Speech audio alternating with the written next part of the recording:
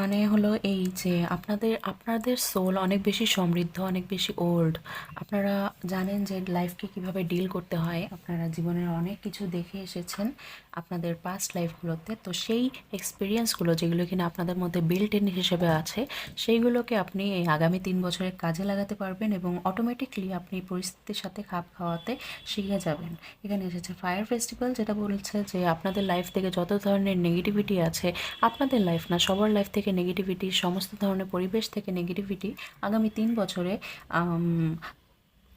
অগ্নি স্নানের মাধ্যমে শেষ হতে যাচ্ছে। মানে আগুনে আমরা দেখি যে আগুন পিউরিফাইংয়ের কাজে, শুদ্ধিকরণের কাজে ব্যবহৃত হয়। তো সেই রকম সমাজের বিভিন্ন স্তরে আগুন লেগে থাকলেও সেই আগুনগুলো আসলে ক্লিনজিংয়ের কাজ করছে বা পিউরিফাই করছে আমাদের সমাজকে, আমাদের দেশকে, আমাদের পৃথিবীকে, তাই তো? আর এখানে ফার্টিলাইজিং আছে, যে আপনি বুঝতে পারবেন যে আপনি কি ইনটেক করছেন। চারিদিকে যখন হাহাকার হবে, চারিদিকে যখন ত্রাহিমাম ত্রাহিমাম হবে, তখন আপনি সেইগুলোকে আপনি ফিড করবেন নিজেকে, নাকি আপনার মধ্যে যেই বিল্ট ইন কোয়ালিটিগুলো আছে, হিলিং প্রপার্টিসগুলো আছে, সেগুলো আপনি নিজেকে সেগুলো ইউজ করে আপনি নিজেকে ভালো রাখবেন এবং সমাজের মধ্যে আপনি লাইট ছড়াবেন। কোনটাকে আপনি চুজ করবেন, এটা হলো আপনার গাইডেন্স। তো এখানে ফার্টিলাইজিংয়ের কার্ডটির মানে হলো এই যে আমরা শুধু খাবার খাই, সেই খাবার শুধু আমরা বডিকে বাঁচিয়ে রাখার জন্য, কিন্তু আমাদের সোলের জন্য আরও যে পুষ্টিকর তথ্য বা পুষ্টিকর কন্টেন্টের প্রয়োজন, সেই কন্টেন্টগুলো আপনিই ক্রিয়েট করতে পারবেন। আপনার জন্য কী কন্টেন্টের প্রয়োজন নিজেকে ভালো রাখার জন্য, নিজেকে সুস্থ রাখার জন্য, তো সঠিক কন্টেন্ট দেখার চেষ্টা করুন। এই এখন থেকেই শুরু করে দিন এই প্র্যাকটিস। কারণ আপনি যদি যত নেগেটিভ কন্টেন্ট দেখবেন, আমরা এখন সোশ্যাল মিডিয়া খুললে নানান রকম নেগেটিভ কমেন্ট, তারপর নেগেটিভ পোস্ট দেখে থাকি। তো সেগুলো থেকে নিজেকে বিরত রাখুন।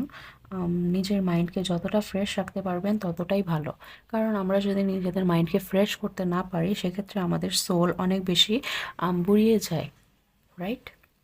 তো নিজের সোলকে ভালো রাখার জন্য, আফটার অল আমাদের জীবনটা আমরা পেয়েছি নর্থ থেকে নারায়ণের যাত্রায় নিজেকে উন্নীত করার জন্য। তো সেই যাত্রায় নিজেকে সফল করতে হলে অবশ্যই আপনার যে পঞ্চ ইন্দ্রিয় আছে, সেই পঞ্চ ইন্দ্রিয়কে সঠিকভাবে ব্যবহার করতে হবে, তাই না? আমাদের চোখ দিয়ে আমরা ভালো কিছু দেখব, মুখ দিয়ে আমরা সবসময় ভালো কথা বলবো, আমরা কান দিয়ে ভালো কিছু শুনবো, আমাদের স্পর্শ, আমাদের ঘ্রাণ শক্তি সমস্ত ভালো কিছুকে অ্যাবজর্ভ করবে। এটাই আমাদের কাম্য হওয়া উচিত, তাই না? তো পঞ্চ ইন্দ্রিয়ের যারা খারাপ ব্যবহার করছে, তারা আগামীতে গিয়ে অনেক বেশি সাফার করবে এবং তাদের সোল একদম খোকলা হয়ে যাবে, ফাঁকা হয়ে যাবে, এরকম বুড়িয়ে যাবে সময়ের আগেই।